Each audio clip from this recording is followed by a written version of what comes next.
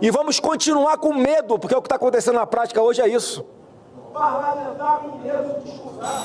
Parlamentar com medo de postar alguma coisa e perder suas redes sociais.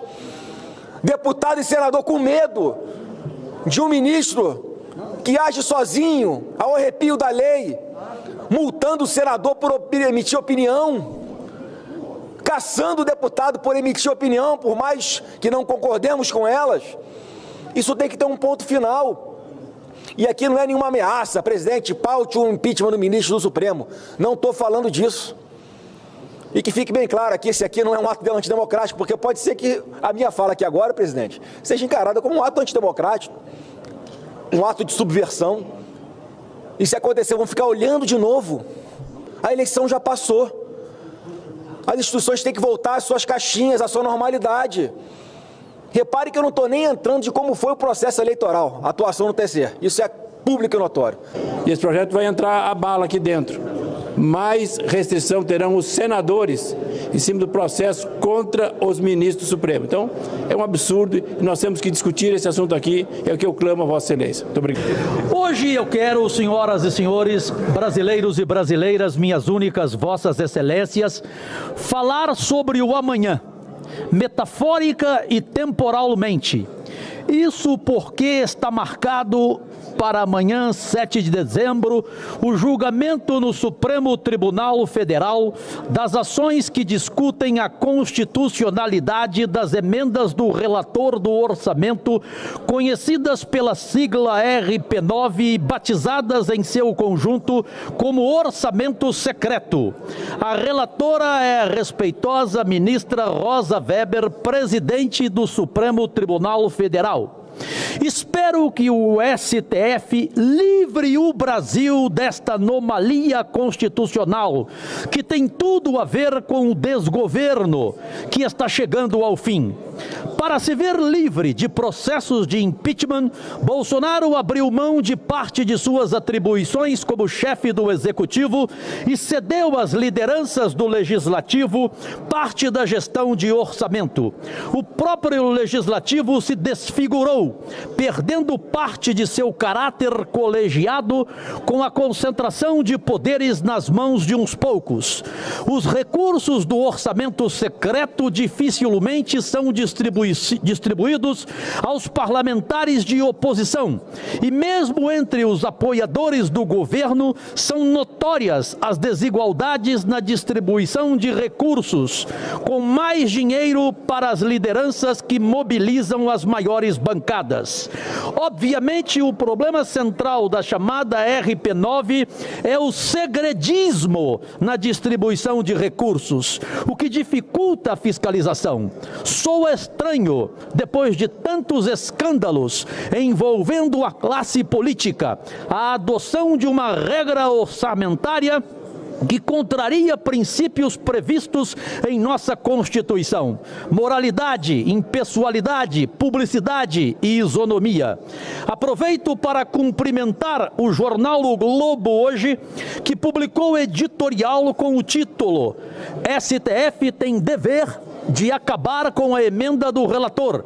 O texto enfatiza, abro aspas, além de um instrumento antiético para comprar voto, apoio, o orçamento secreto parece ser também um gigantesco esquema de corrupção, literalmente. Fecha aspas. Para o jornal O Globo, e eu concordo 100%, o colegiado do STF, aspas, precisa enfrentar o tema com coragem e pôr fim a essa prática 100% espúria.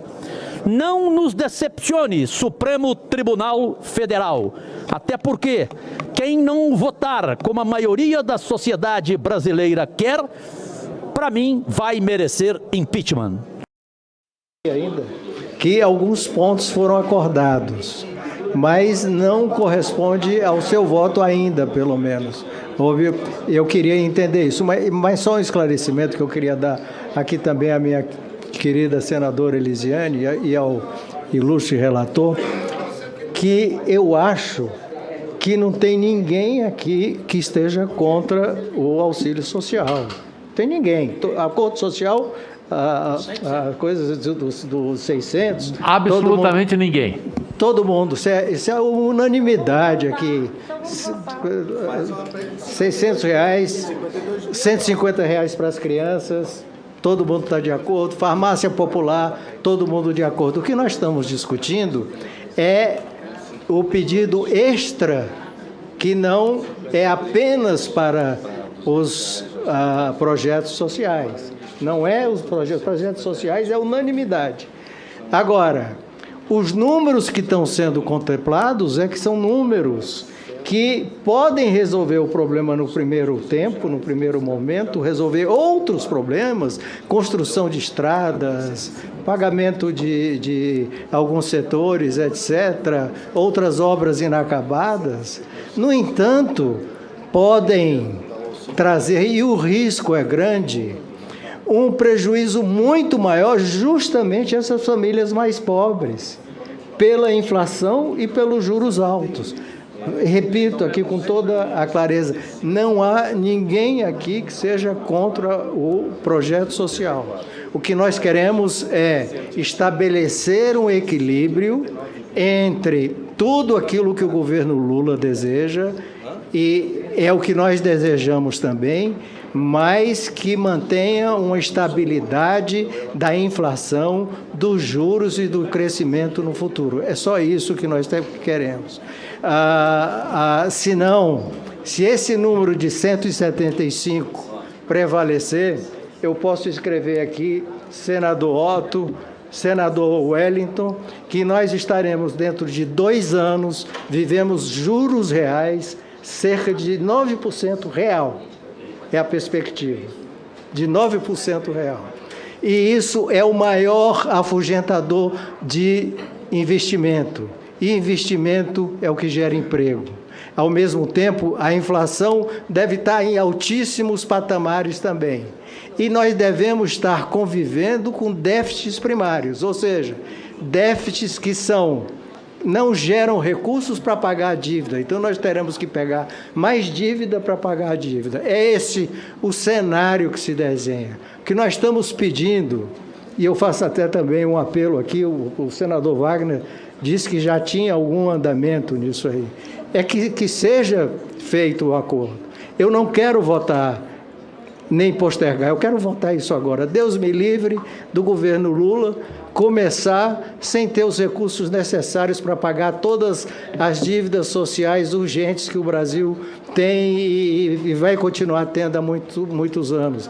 Aqui a senadora Elisiane fez referência ao projeto que foi chamado projeto da Kamikaze, não foi? Aquele projeto que nós votamos por unanimidade aqui. De 41 bilhões. E que nós votamos porque vimos a necessidade da fome, vimos a crise da fome, o que estava acontecendo. Então, nós queremos que seja votado hoje aqui, votado numa coisa, mas um número razoável para não causar um desconforto e um prejuízo gigantesco a esse país no futuro.